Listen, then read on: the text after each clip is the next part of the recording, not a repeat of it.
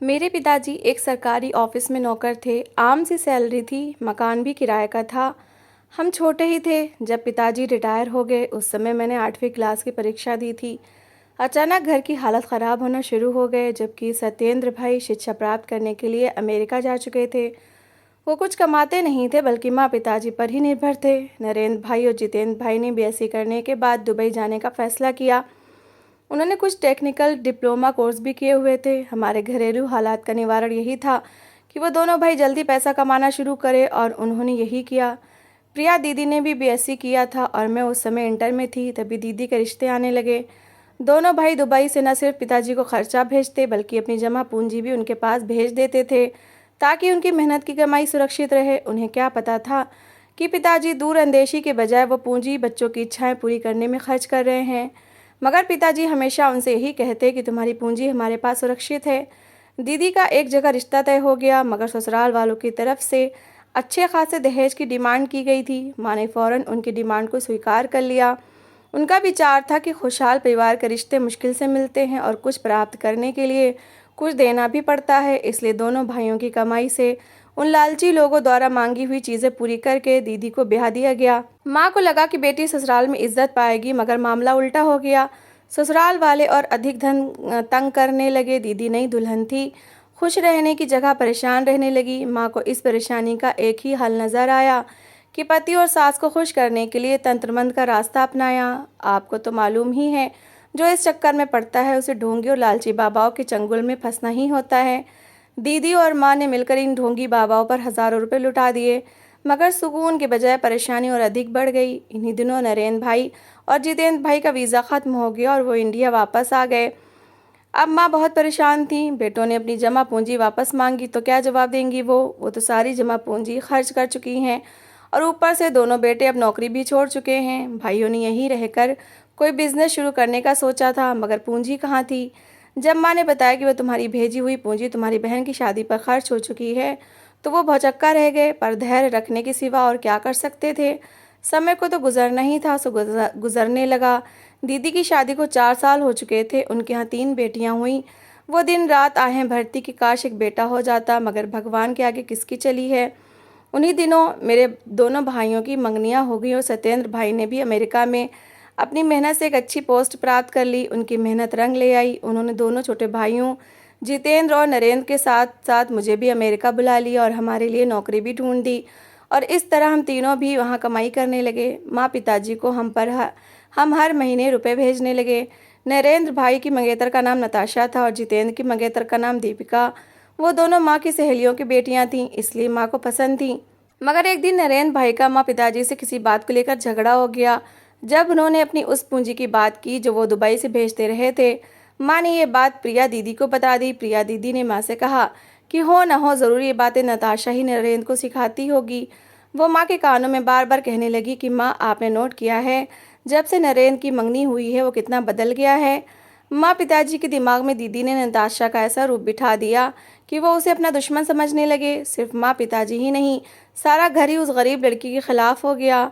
मगर नरेंद्र भाई कुछ सोचकर खामोश थे। सबने चाहा कि वो उस लड़के से शादी ना करे, मगर वो डट गए और कहा कि वो लड़की जैसी भी है मैं शादी उसी से ही करूँगा।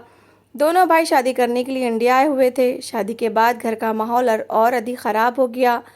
दीपिका को भाई की तरफ से भी प्यार मिला और माँ भी उसकी भलाई लेती, लेकिन नताशा को बुरा भला कहने लगी।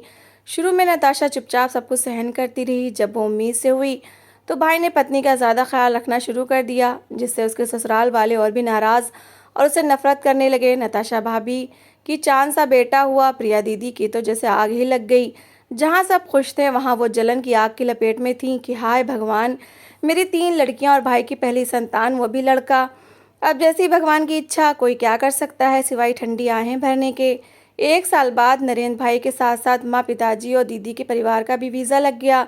सब अमेरिका जाने लगे तो नताशा को भाई ने समझाया कि मुझे मत रोको, भगवान ने चाहा तो मैं जल्दी ही तुमको भी वहाँ बुला लूँगा। भाभी ने धैर्य से काम लिया। सास ससुर के साथ पति को भी खुशदिली से विदा किया। शायद वह अच्छे भविष्य की खातिर ये जुदाई सहन कर गई। जितेंद्र भाई, दीपिका भाभी और नताशा भाभी के अलावा हमारी सारी फैमिली अमेरिका आ गई। यहाँ आकर माँ को फ़ोन पर समाचार मिला कि नताशा फिर से प्रेग्नेंट है। अब अपने बच्चों के लिए नरेंद्र भाई कुछ करना चाहते थे। उन्होंने सोचा कि सत्येंद्र भाई मुझे कुछ कारोबार करा दे, थोड़ा थोड़ा करके उनके रुपए उन्हें वापस दे दूंगा। मगर दीदी शायद कुछ और ही सोच रही थी। मैंने भाई को ज्वेलरी की दुकान करा दी। इस बात पर बहुत हंगामा हुआ और दीदी ने कहा कि तुमने नताशा के आराम के लिए नरेंद्र की मदद की है ना। माँ दीदी के कहने में आकर नरेंद्र भाई और नताशा को बहुत परेशान करने लगी। एक बार नरेंद्र भाई की अपने बहनों के साथ नोकझोंक हुई थी, जो बाद में दोस्ती में बदल गई। मगर प्रिया दीदी ने इस बात को दिल में बिठा लिया और अपने भाई से बदला लेने का इरादा कर लिया और माँ ने भी उनका साथ दिया।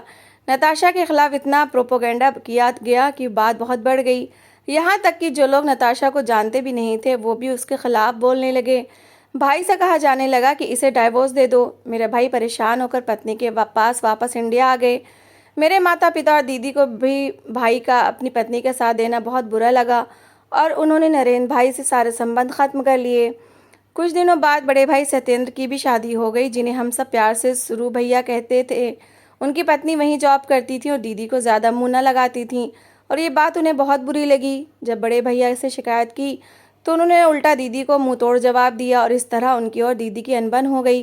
दीदी ने भाई से बातचीत करना छोड़ दिया और माँ ने इतना बुरा मुंह बनाया कि बेटे को जायदाद और हर चीज़ से अलग कर दिया। वो अपनी पत्नी के साथ अलग रहने लगे। इसके बाद भी दीदी का गुस्सा ठंडा ना हुआ। दीदी के कारण सब उनसे मिलने से बचते थे और अगर वो मिलने आ भी जाते वो बुरी तरह धुतकारे जाते। पिताजी मगर दोनों बेटों के खो जाने पर पछताते और बहुत रोते थे। मगर मेरी दीदी की साजिशें सफल रहीं। उन्होंने बदले की आग में बहुत बुरा किया और सगे माता पिता को उनके जवान बेटों से दूर कर दिया। कहते हैं जो दूसरों के साथ बुरा करते हैं भगवान उनके साथ ज़रूर बुरा करता है, क्योंकि अच्छे कर्मों का और अच्छा और बुरे कर्मों का बुरा फल मिलता है। दीदी की बेटियों ने अमेरिका के आज़ाद वातावरण में परवरिश पाई थी, इसलिए उनके विचार वो ना रहे जो किसी संस्कारी परिवार की बेटी के होने चाहिए।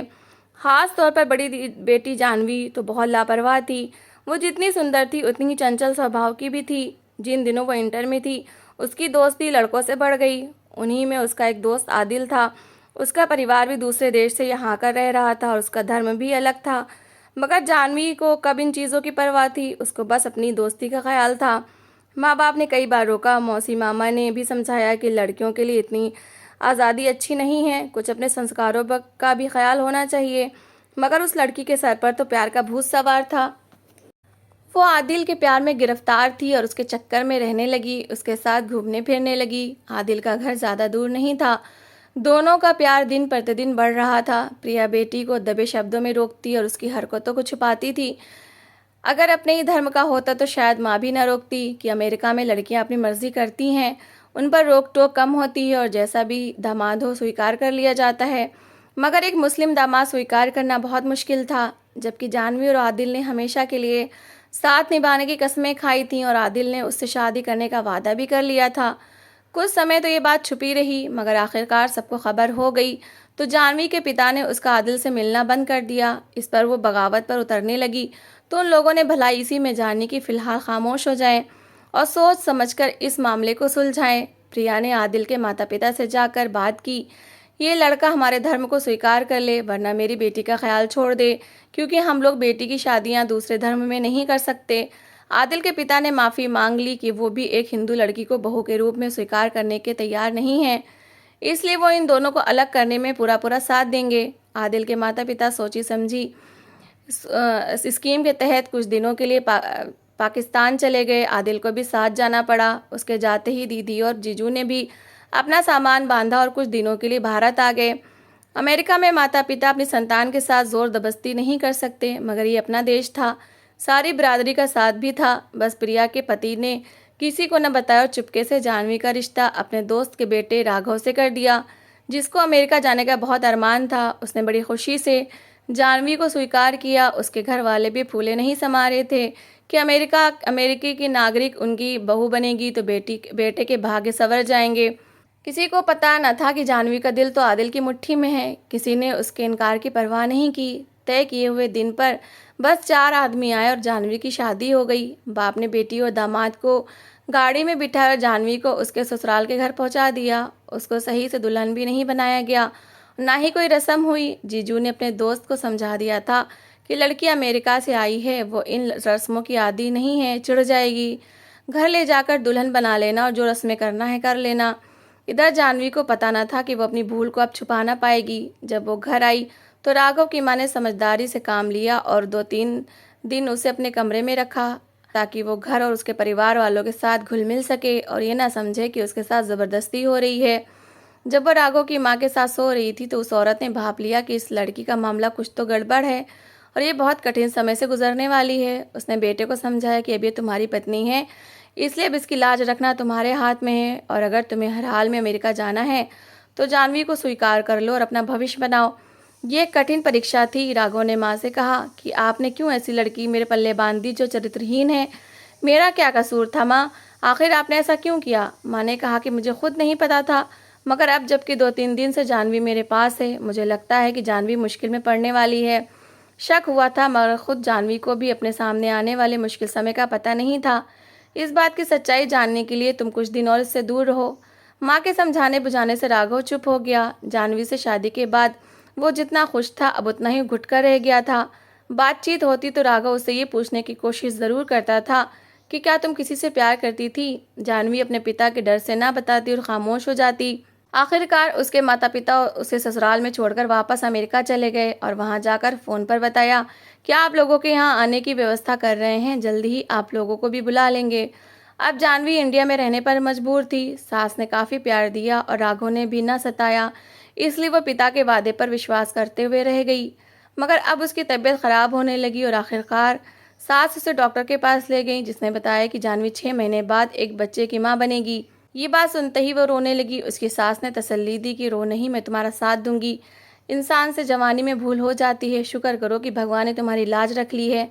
वो सास का तो शुक्रिया कर रही थी मगर अब राघव से आंख नहीं मिला पाती थी।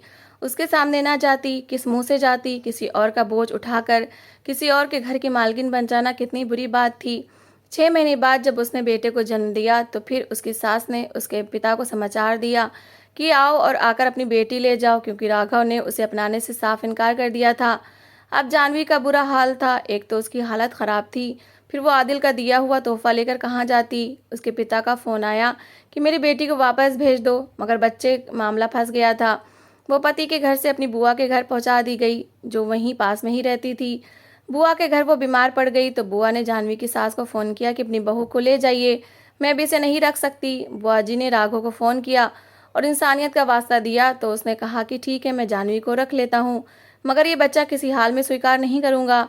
अगर ये बच्चा छोड़कर आ सकती है तो मैं इसे माफ़ कर दूंगा। जाह्नवी ने बच्चा अपनी बुआ के हवाले किया और ख़ुद राघव के घर चली गई। 4 महीने उसके बच्चे को बुआ ने संभाला, मगर माँ के बगैर वो जी ना सका और भगवान को प्यारा हो गया। अब जाह्नवी की अक्ल आई थी, वो अपने किए हुए पर बहुत पछताती थी कि अगर माता पिता के कहने पर चलती और आदिल से ना मिलती तो उसकी ज़िंदगी बर्बाद न होती, क्योंकि राघव बहुत अच्छा इंसान था और सास ने भी इतना प्यार दिया कि वो अपनी सगी माँ के प्यार को भूल गई। पहले आदिल से जितना प्यार था अब उतनी ही नफरत होती थी। उसने उसकी ज़िंदगी बर्बाद कर दी थी। उससे कैसे संबंध रखती रही जो उसकी ज़िंदगी बर्बाद कर रहा था। उसका दिल अमेरिका से उकता चुका था, वो वापस अमेरिका ना जाने का कह चुकी थी। राघव ने उसे स्वीकार कर लिया और उसके साथ अच्छा व्यवहार करता था। अब मेरी दीदी भी पछताती थी कि अपने सगे भाइयों से झगड़ा मोल लिया और उनसे दूरी बना ली, वरना आज मेरी बच्ची वहाँ इंडिया में सास ससुर की दया पर ना होती। जाह्नवी ने फैसला किया कि वो अब अमेरिका लौटकर नहीं जाएगी, क्योंकि आदिल का घर उसके घर के पास ही था और उसकी यादें अभी भी उसके साथ थीं। राघव की माँ की ख्वाहिश थी कि उनका बेटा राघव अमेरिका जाए। इन्हीं दिनों प्रिया दीदी को समाचार मिले कि आदिल को पाकिस्तान में सांप ने डस लिया हुआ है और उसका देहांत हो गया है। उसके दुखी माता पिता आदिल के बगैर वापस आ गए। ये खबर वैसे तो अच्छी नहीं थी, लेकिन जाह्नवी के लिए अब अमेरिका जाना आसान था, क्योंकि आखिर उसे अपने माता पिता से भी मिलना था। राघव की इच्छा भी पूरी हो गई और वो उसके साथ अमेरिका आ गया। वो हर साल जाह्नवी को लेकर अपने माता पिता से मिलने जाता था। जाह्नवी को भी अब इंडिया अच्छा लगने लगा। कहती थी कि बहुत कुछ गंवाकर अब मुझे अकल आई है कि लड़कियों के लिए ज़्यादा आज़ादी अच्छी नहीं होती, जबकि अमेरिका में बहुत ज़्यादा आज़ादी है। इस आज़ादी के कारण ही नई उम्र की लड़कियां अक्सर किसी हादसे का शिकार हो जाती हैं आज के समय में। मगर सबको ही आज़ादी चाहिए, पर ऐसी आज़ादी नहीं होनी चाहिए जिससे इज्जत मिट्टी में मिल जाए और ज़िंदगियां बर्बाद हो जाएं। आदमी अगर शारीरिक रूप से बर्बाद हो जाए तो नुकसान होता है, मगर मानसिक बर्बादी बहुत ज़्यादा नुकसान पहुंचाती है। इसलिए हमें चाहिए कि हम अपने बच्चों को अच्छे संस्कार दें और उन्हें शारीरिक और मानसिक बर्बादी से बचाएं। ये तभी संभव है जब माता पिता बच्चों को अच्छे संस्कार दें, उनकी अच्छी परवरिश करें। तो दोस्तों, इस कहानी को लेकर आपकी क्या राय है, कमेंट बॉक्स में ज़रूर बताएं। और अगर आपको हमारी आज की कहानी अच्छी लगी हो तो प्लीज़ इसे लाइक ज़रूर करें। अगर आपने अभी तक हमारे चैनल को सब्सक्राइब नहीं किया तो ज़रूर कर लीजिए। तो मिलते हैं ऐसी एक और मोटिवेशनल कहानी के साथ। Thanks for watching.